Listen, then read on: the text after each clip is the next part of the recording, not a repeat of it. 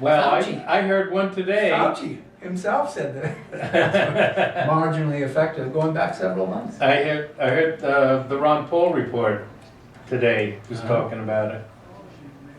I don't have it on these notes, but maybe we can get into it. Yeah, probably work it in.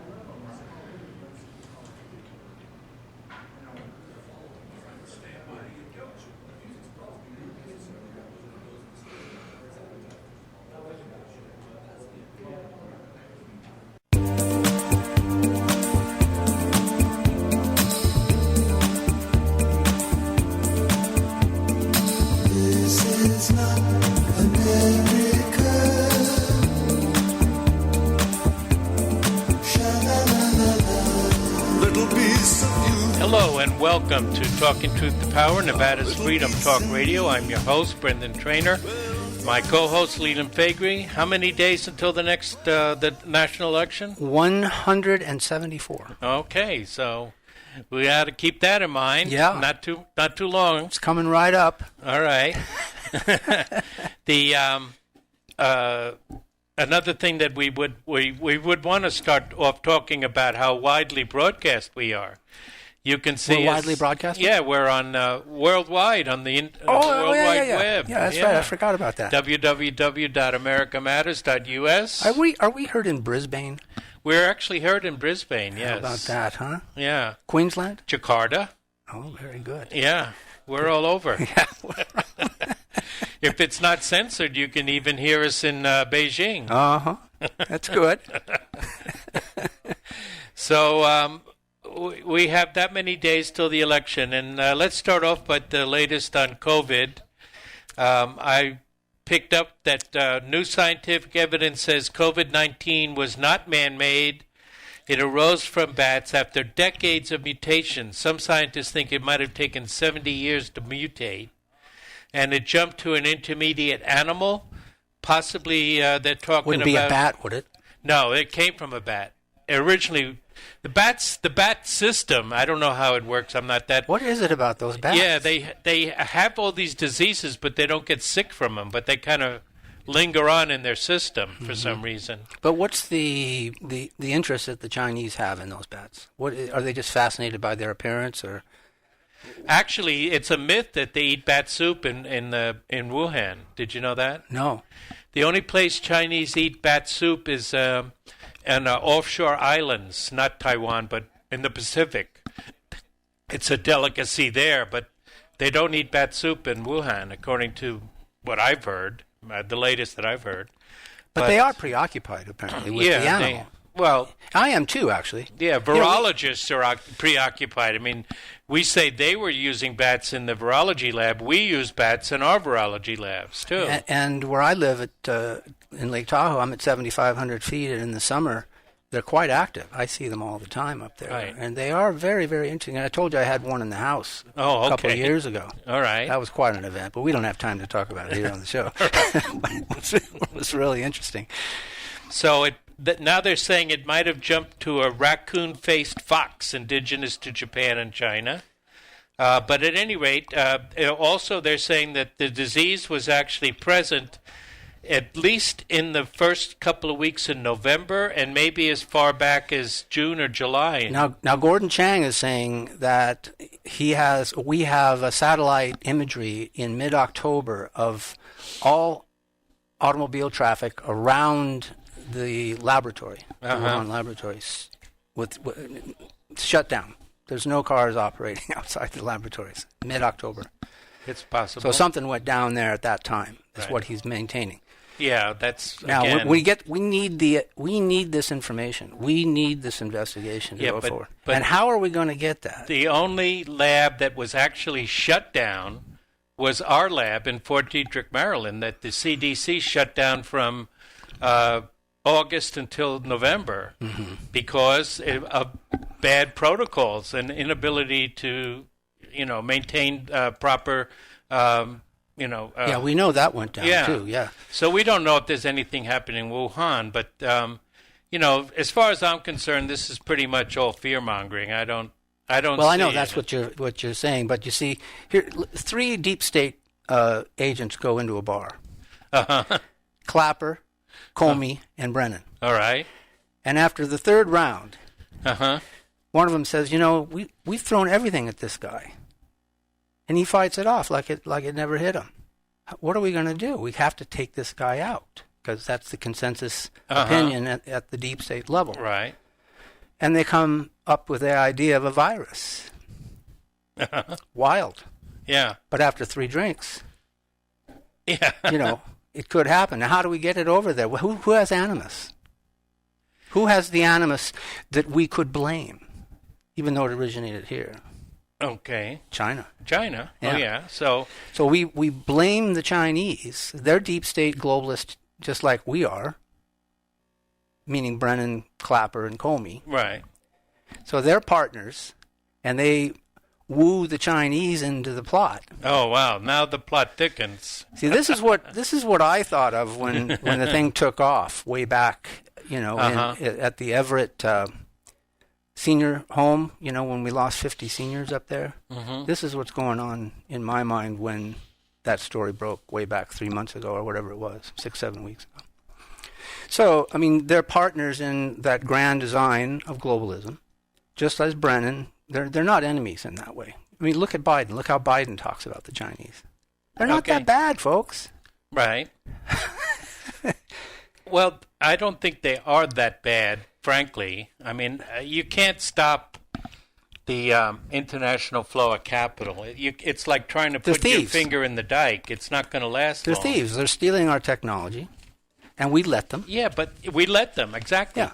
But we're not anymore. Nobody says we have to do business in China. So do they have animus to go after Trump?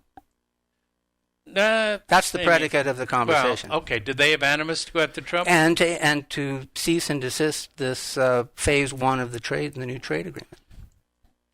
I don't know if they do or not. But I think they do. They liked it the way it was. Yeah. Look, they have 1.5 billion people. That's their leverage. Mm-hmm. In order to lift themselves out of poverty, they've used that leverage. If you want to do business here, you have to do X, Y, and Z.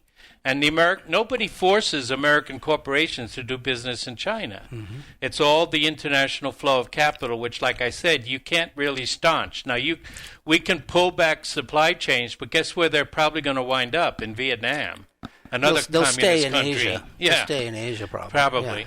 Yeah. They're not all. We're not going to bring all the jobs back, as people have been saying over and over again, and largely because of automation and the. That's an ongoing train that's not going to be stopped.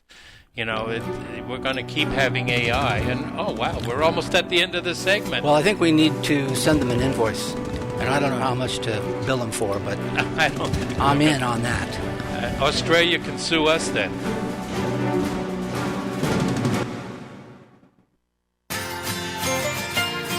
Barbecue, the Butcher's Kitchen, would like to thank every customer for your loyalty and continued support. Only you can prevent wildfires. This is America Matters Media on AM 1180 KCKQ, a Lotus broadcast station. The power of radio since 1967.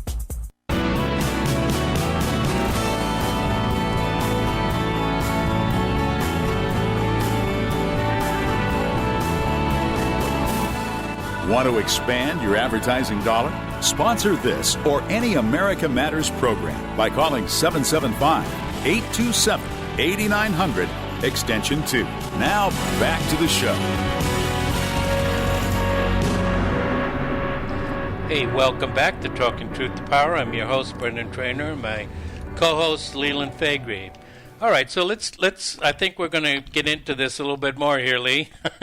What? So let's say that in October, a bunch of Chinese soldiers were in Chicago doing some kind of exhibit or whatever. Probably were. Yeah, maybe, in an official capacity. But then in November, a big flu virus broke out. Do you think we would be saying that the Chinese caused us to have that flu? That would probably be logical. Well, you would have to start by saying that there's some sort of equivalency between the two countries. Right. And there isn't. In what way? There's no equivalency. One's a belligerent dictatorship. They're not that belligerent. This is the libertarian line, I think. I don't know where that comes from. Of course they are. And they're not. They never have been that militarily expansionist. They're holding on to their borderlands like all major countries do. They're holding on to Tibet. They're holding on to Xinjiang. They've got concentration camps of their own. What do you know about concentration? There's all kinds of them in there. Well, in Xinjiang, do you know anything at all about Xinjiang I'll just give you what Pat Buchanan is saying here. You can continue while I find it. All right. Go ahead. But Xinjiang, the only source we have, I almost said reliable, the only source we have on Xinjiang, China, is some guy with a laptop who's a dispensationalist Christian. He wrote a book on the rapture. So effectively, you're saying that nothing has changed in 3 years. The Trump administration did not change our globalist relationship with China 3 years ago. No, I'm not saying that. Well, that's effectively what you're saying. No, I'm not. I'm just saying that China is not that belligerent. They were fine with every administration prior to Trump. Yeah. Weren't they? Okay. So now the reality of the regime, the theft of technology, for one, which is critical, the trade imbalances, for another, which is critical. I don't know if the trade imbalances are all that critical. Well, yeah, because you're a doctrinaire libertarian. No, I'm a believer in basically. I like free trade, but I do not want to be ripped off. They have $1 trillion of because of this trade deficit that we should bill them for. Yeah, they send us stuff and we send them money, and they buy our debt with the money. Because that relationship was part of the globalist strategy to bring about a new world order. Okay, but that doesn't mean that it's also not part of the inevitable. I mean, there's always been a free flow of capital. You can't stop. Nobody's opposed to that. I don't hear anybody saying. I think you are. No, it's under the terms of the flow of capital. Right. It's the terms. All right. So, again, China was in dire poverty in the 70s. The only thing they had, like black people, the only thing they have to sell is their basic labor. A lot of them. Poor blacks. Mm-hmm. And they should be able to sell it for less than minimum wage, at least to get their foot in the door. That's a libertarian position. Mm-hmm. Because people should not be forced to pay people more than they're worth. The market equilibrium and so on. But the thing about China is the only leverage they had was their billions of people, 1.5 billion people. So in order to do business with China, well, that was the pretense. They said you had to do X, Y, and Z. Yeah, and that was. And when Trump comes along, we have a more mature relationship, and Trump is trying to 30 years later. Yeah, and Trump is trying to alter it, and I don't have a problem with that. I don't have a problem with trying to cut a bigger trade deal. What I have a problem with is demonizing a nation. Demonizing them and going back to a Cold War mentality. If they released this virus on the world, they did that to themselves. We didn't do that. They didn't release. We don't know. How can you say for sure that they didn't do that? That's right. But the consensus now, the scientists from all over the world are going to study this. Who had animus to send that virus over here? I don't know. China had animus. That's the thing. China and the deep state both had animus. Well. Again, I don't know what the deep state is capable of doing. Now, but the extent to which we can prove or not prove that is not the point. You're starting it's not from the point. You're saying we don't know, but you're starting from the premise that we do know. No, neither of those two things are true because we don't have any evidence yet to suggest. And the scientific evidence, because there are scientists from all over the world, not just China, Russia, Taiwan, the US, Taiwan, yep. And Europe and so on, they're looking at it and they're saying it's not man-made at this point. Well, how is that relevant? It doesn't matter whether it's man-made or not. Well, they didn't release it on the world. How do you know they didn't release it on the world? Because they had animus to release it on the world. What do you mean by release it on the world? Just to preoccupy the world and to take us into some sort of a direction that helps them, not us. How? Globalism. No, but how did they release the virus on the world? That's what I want. That's why the investigation is necessary. Yeah, okay. All right. So let's investigate. But in the meantime, let's not demonize. Well, this is just a natural discussion. It's because not we a know, natural discussion. We know the virus was there. Did you watch the press conference on Monday? You do accept that the virus was there, don't you? Yes, the virus was there, of Okay, course. okay. One strain of it. Okay. We don't know. There are 3, 4, 5 strains. The European virus is apparently not the Chinese virus. The Australians are saying that their virus came from America. You're talking about a much larger conspiracy than I'm talking about.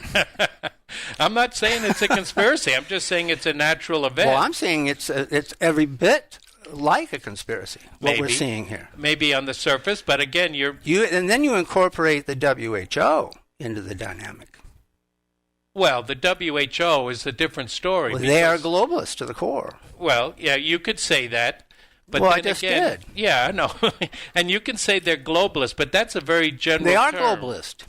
In what sense are they globalists? They prefer a world government. The WHO is just one of the agencies of the United Nations. The United Nations was set up with Rockefeller money, Rockefeller real estate, to develop a world government and end the national sovereign relationship of nations. Well, anybody that's on the left of us is basically wants world government.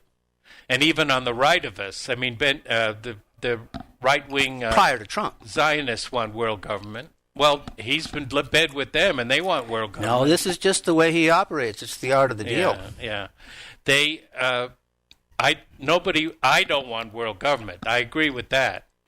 But that just because the WHO is an international organization doesn't mean it's set up to be globalist. If they were used by the Chinese, who are globalists, well, look, this is the political problem with Taiwan is not going to be solved. I mean, we can certainly protest it. It was bad. I mean, well, Reagan stabbed him in the back in '82. Yeah, all right. So they've had a lot of experience dealing with the United States, and then and with George S. Marshall going back to '49, where he just completely shut down Chiang Kai-shek. Yeah. He said, well, the beauty of with a stroke of a pen, he just shut off Chiang Kai-shek. Mm-hmm. Awful. Yeah. But then we assured the authoritarian regime that emerged, Mao Zedong and Zhou Enlai, by cutting off Chiang Kai-shek. Okay. Again, if you go back that far, yes, and Taiwan wants to be independent, and I support that. Because George S. Marshall was a member of the Council on Foreign Relations. Ah, okay. And they were already planning, they were in the plenary state of arranging something with China to set up their world government. That's what it was all about, to save Mao, because it was, as you mentioned, a billion people we're dealing with there. So that was the predicate, because there were all of these people there. We can put them to work. That was the whole point. Well, I mean, what else do you want to do with them if they can't work? They have to eat. They were starving. No, I have no problem with that. They got the same plan for Africa, down the road, long after we're no longer here. That's the same deal. They're going to the globalists or China? Yeah, no, the globalists. Okay, because China is talking sovereignty along with Russia. They're talking about no empire. Yeah, but that's just nonsense. You think it's just rhetoric? Absolute rhetoric. No. It's complete nonsense. No, that's why Putin is different. That's why he's different. If Putin could have gotten away with empire, he would have. Everybody would. No. Yeah, look what we've done it. We've been part of the empire. We've been processing empire now for several generations. We took the baton from England. From England. Right. And then we incorporated Israel as a major partner. Right, but then look at our debt now. $25 trillion. I know, it's bad. So how are we going to? But Putin has no debt. How are the globalists? How are the elitists going to push? Russia has no debt. Forget about Russia. Russia isn't part of the dialogue anymore. Yeah. Well, but he was at the time. They're not globalists. He was at the time. See? Oh. Putin. Not at the time. 89-ish. 89-ish. Prior to the fall of the Berlin Wall. No, he was never. Oh, yeah, absolutely. He was in on the Soviet Union was us. The Soviet Union was us. We fed, burped, and diapered the Soviet Union. There was no Russia. It was us. Okay. But we built the highway system there. We fed them when they couldn't feed themselves. I mean, there was no Russia. It was us. They were part of that entanglement of this grand design of the New World Order. Putin wasn't part of it in 89. He was at the highest levels of the system in 89. No, he was the deputy mayor Leningrad. That's why he emerged in the aftermath of the fall of the Berlin Wall, is because he was right there. He was KGB on the heels of in Dresden, I think. He was a JB. He wasn't in charge. He was a. I don't mean to say he had executive authority. No, yeah. but he. No, the reason he denounced communism from the beginning. And you believe that? Yes. No. I do. Oh yeah. All right.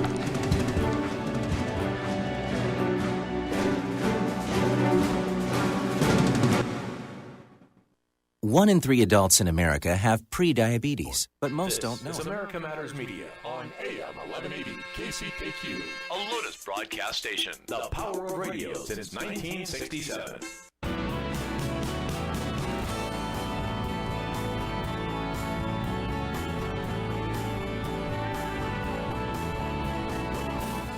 Unable to listen to the whole show? A recording of today's program will be available later today. Visit americamatters.us and click on the podcast link. Now, back to the show.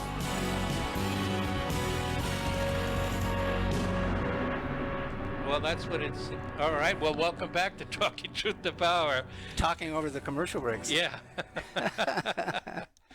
But what I saw was, I know you've been watching the Trump press conferences, but on Monday, at the end, he did not distinguish himself with a reporter on Monday. Did you see that at all? The Chinese CBS yeah, the reporter? little Chinese lady. Yeah. Oh, she had that coming. Chinese American. Why? She hates him. No, she doesn't. Oh, she absolutely hates him. She says. She asked the most pertinent question to ask. Well, refresh my memory so that I know what you're talking about. Why are you treating this like a competition? Because it is. He's a nationalist. It's not a competition. It is. No, nationalism should not be about we're always number one. Why?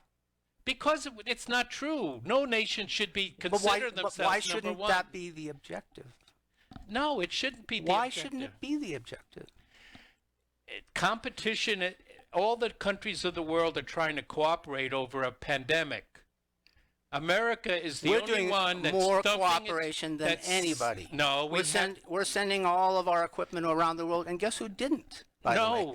And guess who didn't, by the way, after the virus was recognized? That's not true, Leland. We're not sending all over the world. We are. We've been very selfish. Ventilators have been going outside the country for weeks.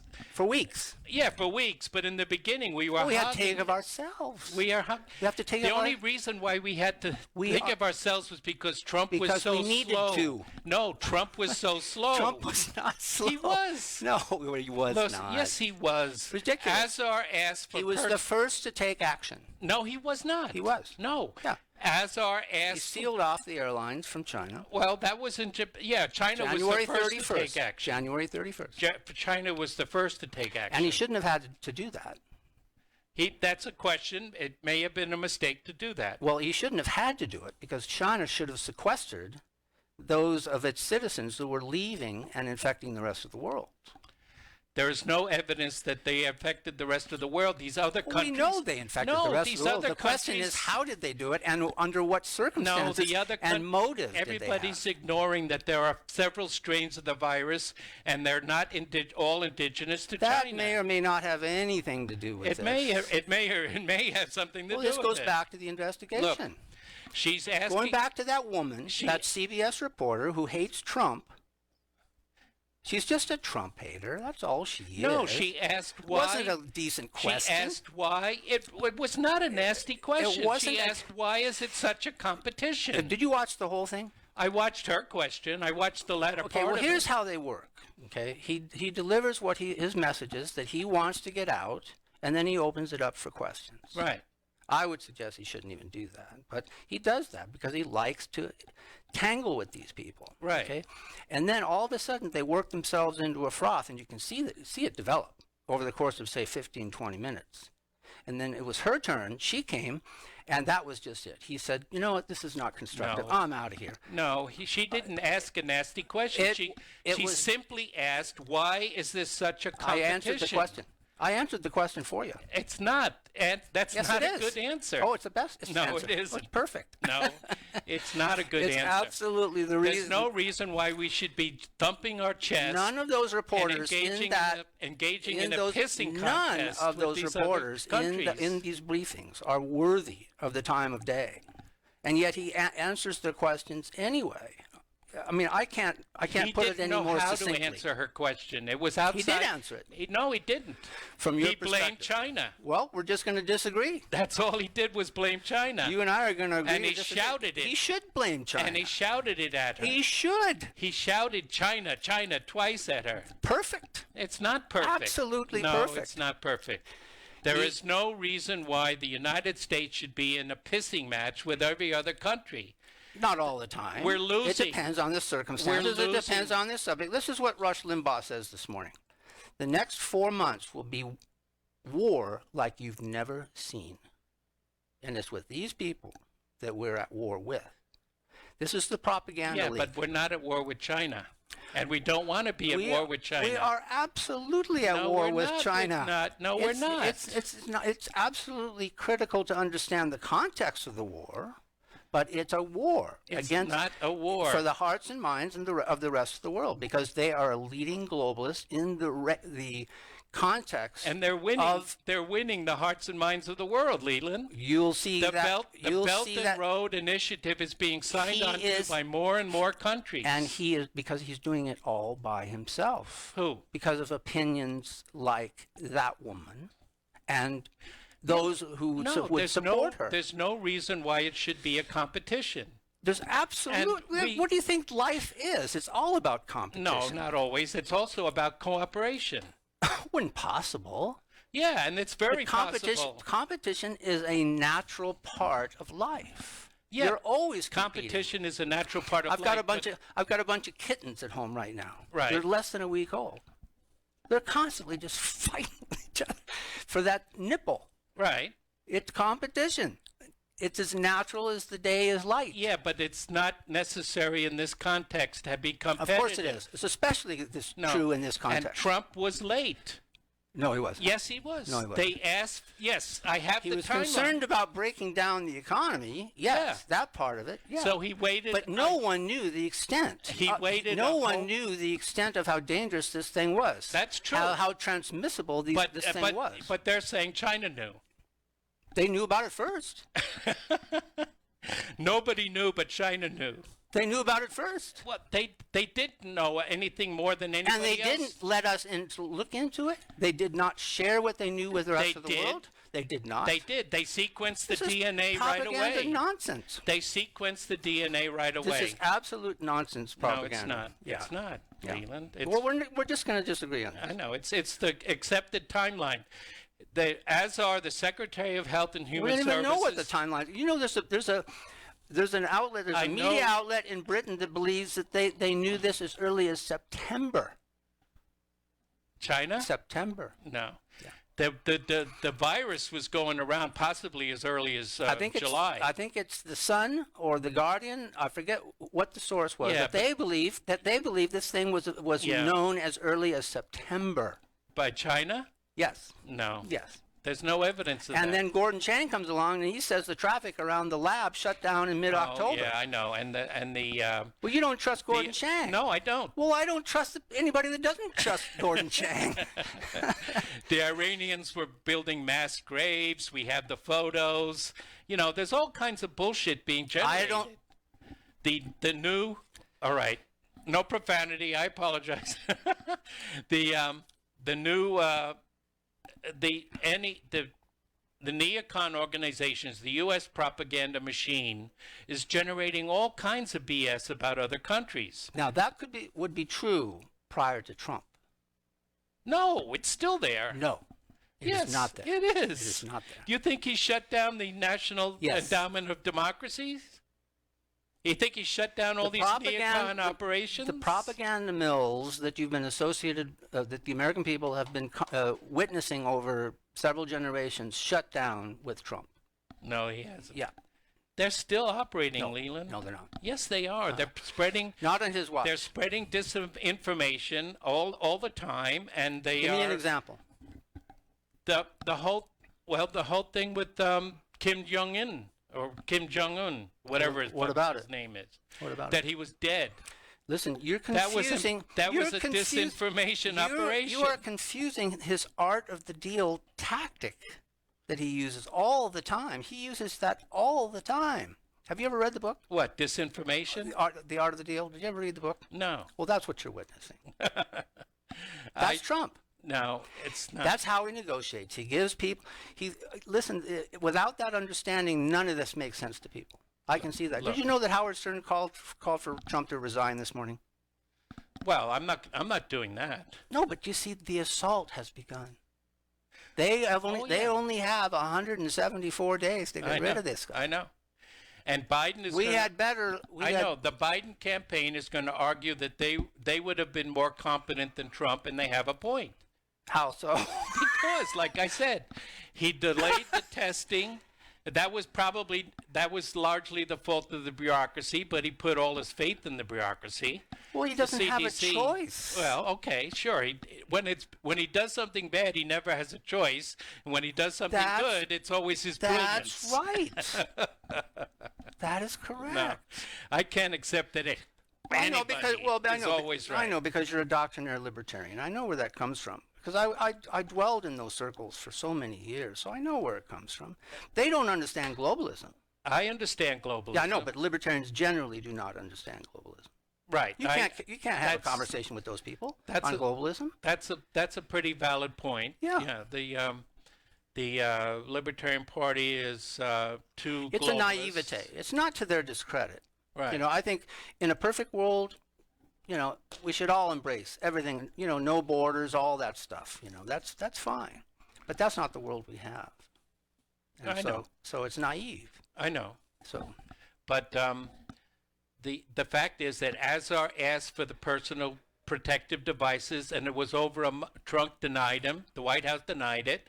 It was over a month before we got it. The PPE, and by that time, they were on the phone around the world trying to find every bit of that PPE because for themselves. By the time for themselves. By the time we got around to trying to produce it, yeah, they've been asking for it, sure. That's because of the delay. Oh, man. Their propaganda machine has worked very, very well in the United States of America. No, it's not a propaganda we'll be back. machine.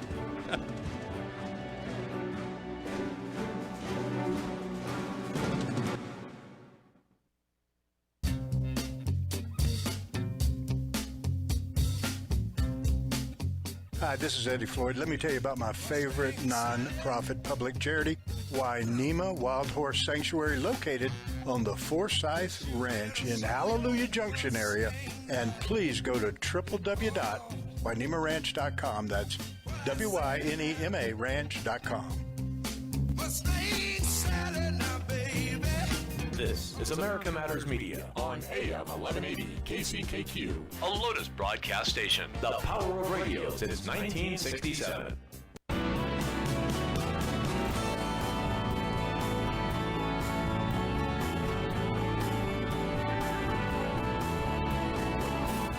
To join the conversation, call 844-790-TALK. That's 844-790-8255. Now, back to the show. And welcome back to a contentious edition of Talking Truth to Power. We're in our corners. You want to talk about Russia for a change? Sure, whatever you want. All right. I just wanted to mention the complete collapse of Russiagate, which very few people know. Tucker Carlson knew because he addressed it personally, and I congratulate him for that. But the final nail in the coffin was when CrowdStrike, these people that had the DNC server, admitted that they had no concrete evidence that anything that any emails or anything else were actually taken from their server. We talked about that a year ago on the show. Yeah, but it's finally been I know. The release of the ship documents proves it. It took the documents in order to prove it, but we always knew what was going on there. Yeah, right. It was Wasserman Schultz that was trying to. And by the way, why didn't the FBI make a better case for examining that server. I know that's They completely washed their hands of that problem, and that's Comey. Right. Comey made that decision. Right. And but the point I guess I wanted to make is that Trey Gowdy was on with Tucker, and he's been pretty good. He cross-examines well. He's a former prosecutor, and he said that they were trying to find out what did Russia do, who did they do it with, and when did they do it, and so on. There were like 4 points he made, but he can't give up the fact that Russia didn't do anything. Gowdy? Yeah, I know. Trey Gowdy. I know. And Tucker pressed him on it, and that's you don't see the mainstream media people do that. I think what's worse than that is that it's never brought up, and I always bring it up when I'm watching a dialogue like that, is we do the same thing to other nations. Oh, of course we do. It never comes out. No, of course we do. We admitted that we interfered in the 1996 Russian election when Boris Yeltsin was running against his main opponent at that time was an actual Communist Party member. Since 1947, I don't think there's been an election we haven't involved ourselves with. Yeah. Ron Paul said that we've cited a study. Rand Paul that we cited a study that said we've interfered in 80 plus elections. 80 of 20 elections probably, and 80 of the 20. Yeah, it is just amazing that never gets discussed. Right. So Tucker said, what do you say to the fact that now we know that CrowdStrike says they have no evidence that Russia did anything to their server? This is the same thing Julian Assange said. He said Assange has always maintained that states may have hacked the server, but no state actually gave the emails to him. Mm-hmm. So you can hack a server, you can penetrate the security and get in there, but you don't necessarily take anything away from it. Yeah, exactly, and that's what CrowdStrike is saying. They have circumstantial evidence that somebody was in the server, but they have no evidence that anything. The word they use is exfiltrate, which is an interesting word. Which is something you take out rather than put in. Right. So. And Gowdy refused to admit that there was no evidence that Russia did anything. Everybody knows that Russia interfered with the election. He's still spouting the line, and he said every time I hear it, and it doesn't matter who. Right. I cringe. Yeah, I know. He says they were sowing discord, sowing the seeds of discord. And then there's in the second sentence after that, they usually refer to the 17 branches of the intelligence community. Oh yeah. And Tucker laughed that off too. He said, I didn't know we had 17 intelligence agencies, but... Well, we don't really. Look, I mean, they just compartmentalize all that stuff. Yeah. Vladimir Putin wants the 5 nuclear powers to meet. America, England, Russia, China, and France to meet in a kind of... like we did after World War II when we formed the Bretton Woods Agreement, and you'll say we also formed the UN, which is true, yeah. But he wants them to fought a war over it. Yeah. But he wants us to meet, he wants the 5 powers to meet and forge a new economic consensus. And that would mean that, naturally, that we would have to give up the petrodollar hegemony. And, China, there's more and more talk about a gold-backed Chinese yuan being, worked on so that they can have an independent currency and they won't have to depend on our currency.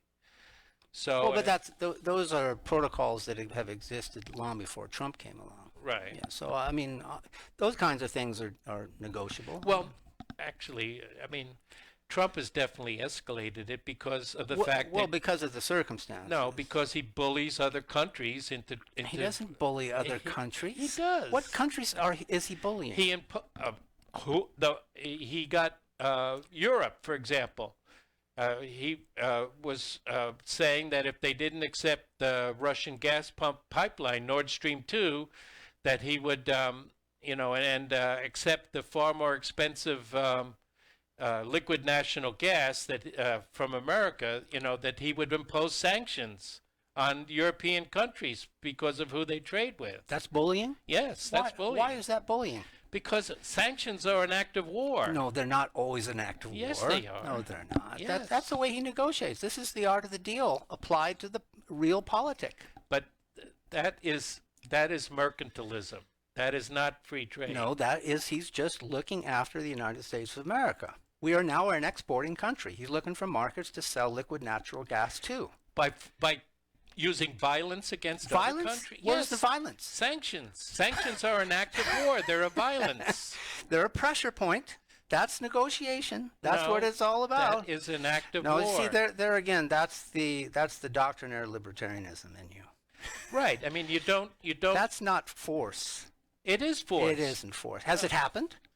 I don't know if it's... No, it hasn't happened. Because they've resisted them. This is a starting point in negotiations. This is how you do it. You start, kind of over the top, and then you have to acquiesce back. And this is what negotiation is all about. He's the master of that.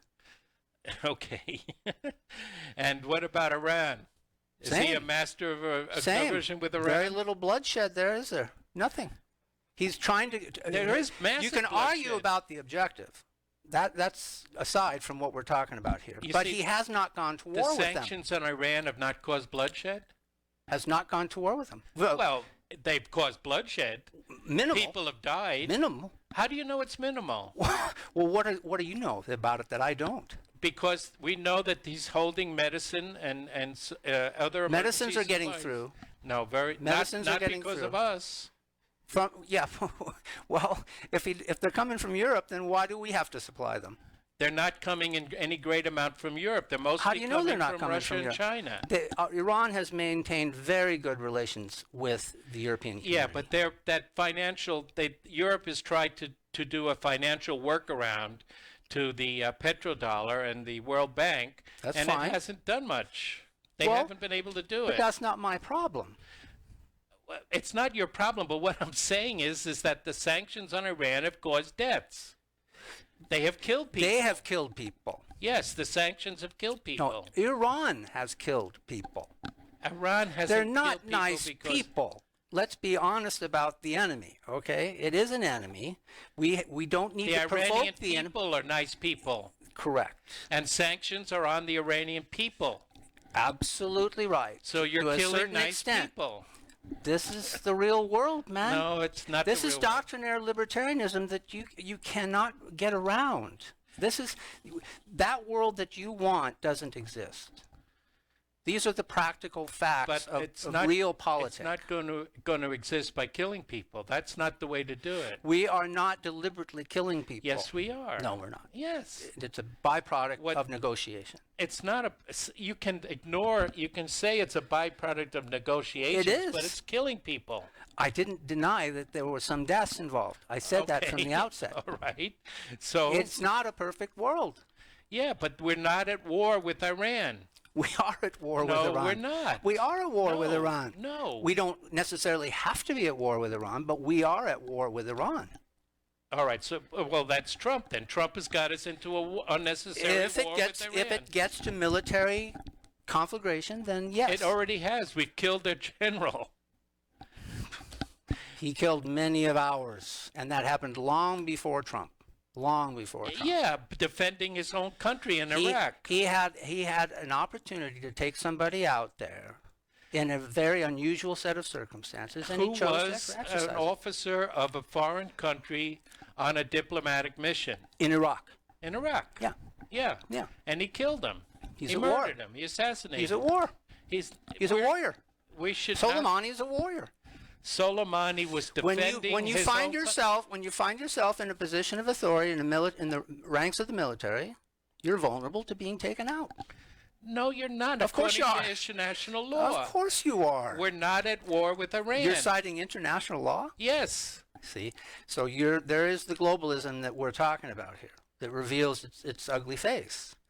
When you are at war with a nation, it is you against them. It has nothing to do with the global community, regardless of what's on the books. That is. I do not believe in the rule-based international order that the U.S. believes in. Well, but you just cited it a moment ago. You cited international law. That's what I believe in. Well, the law between which nations, which is based on sovereignty. So you are in a theater of war, and you are taken out as a result of being in that theater. That is just the way it works. It's not. We're not at war. That is the real We're world, not at real war politics. with Iran, and that we are violating international law. And we'll see you all next week. According to Pat Buchanan, I'd be surprised if Pat endorsed the murder of Soleimani. you just read the article.